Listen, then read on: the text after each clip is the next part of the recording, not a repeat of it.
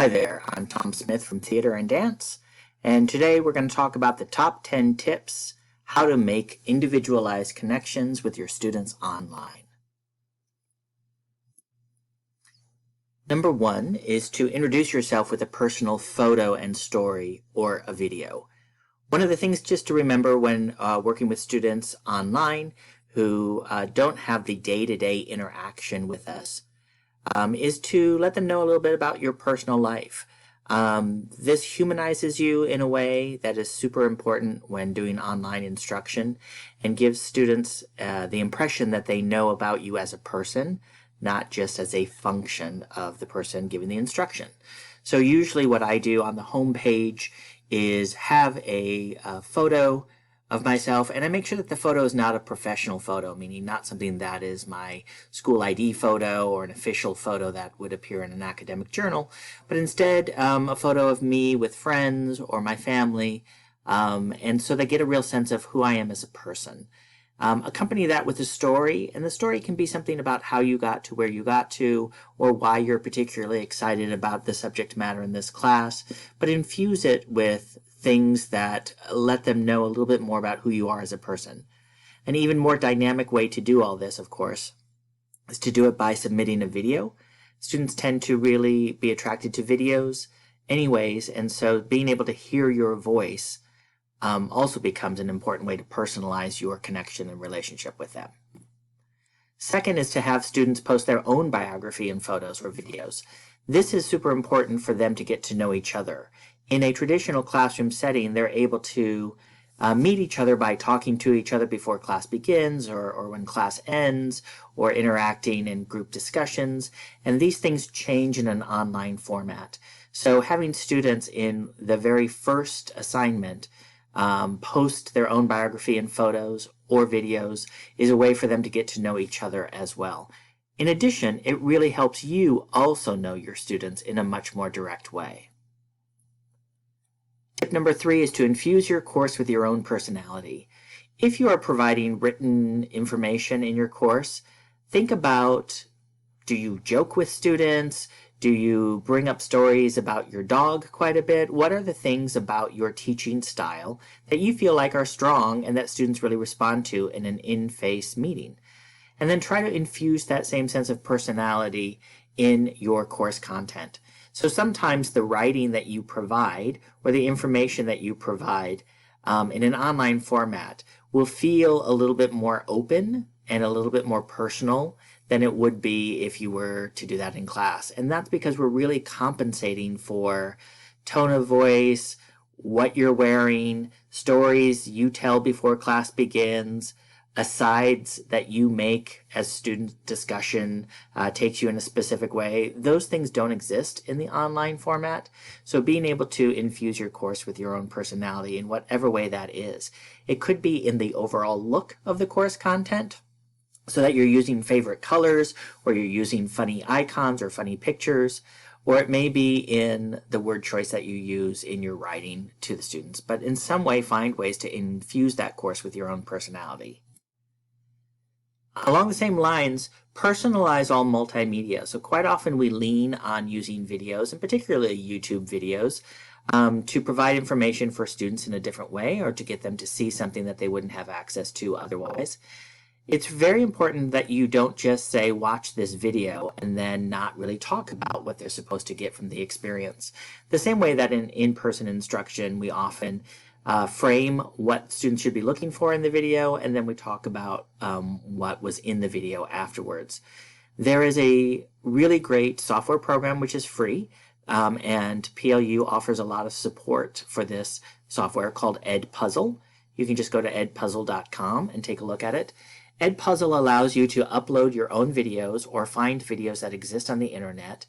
And with those videos, you are able to stop the action at any time and provide your own narration so that you're actually giving context for what students are watching. You can also talk over the top of the videos. So there's a section of the video that is not super important that they hear, but you want to provide narration for what they're actually watching in real time. That option exists. You can also add comments that pop up on the screen. You can even stop the action and ask students to answer questions, either quiz questions or just sort of survey questions, to make sure that they're following along and that they're getting what they need out of that video experience. So that's just one way to personalize multimedia. Depending on what kind of media that you use, there may be other ways as well. Include comments even on auto-graded quizzes and assignments. So quite often, if I'm grading a test, I may just give the student that score. Certainly if I'm giving that test on Sakai, which auto-grades that quiz, when I have an in-person class, I very rarely comment on that quiz unless I have a real concern about that. But I think that it's important if you are teaching a completely online course to keep finding ways to make connections with students. And one of those ways is to comment on every single assignment, even if the comment is just, "Great job, Jeremy. Looks like you really mastered the content this week," for example. That way it gets students used to looking for comments. It also lets them know that you're actually there and that it's not just some software program that is actually interacting with them, but there's a real person that's looking at those scores and responding to those scores. This one I think is probably the most important, which is to send regular announcements. Through Sakai, you can click the announcements button and you can send out an announcement that reaches all students.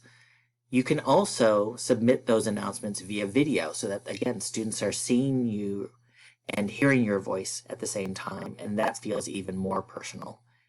The really awesome advantage that you have with announcements is that you can actually pre-program when announcements get released.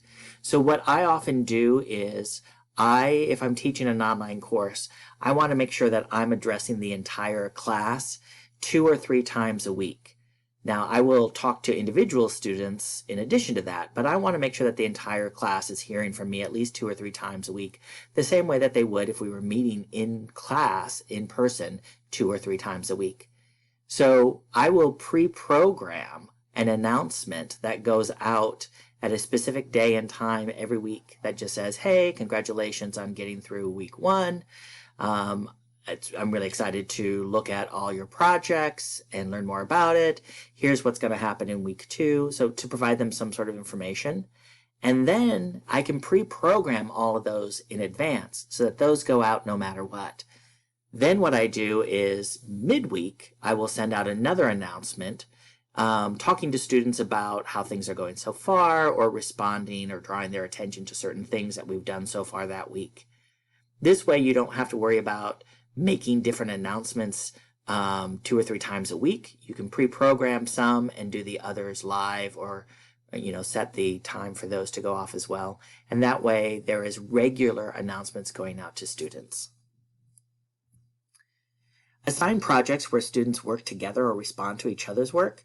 So students often grouse a bit about about group work, and then particularly when it's online group work, it becomes a little bit more difficult because some of them don't have the same schedules.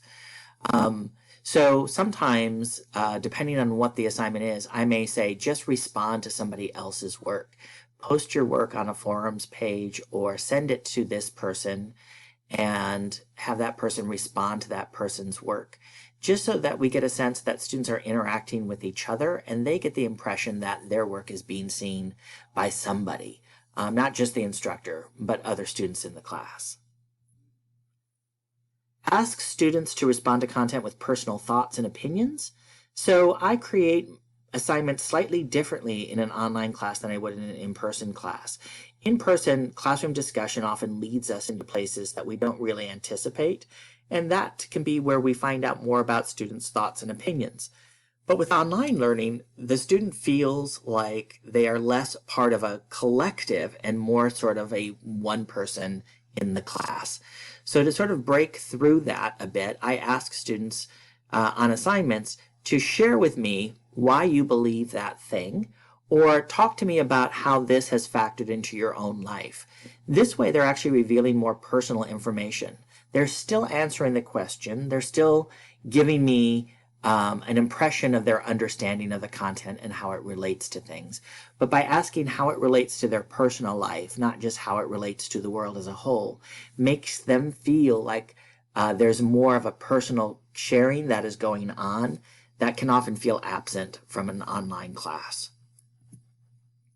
Make sure that you set expectations in your syllabus and that you repeat those expectations throughout the semester for what your response times are.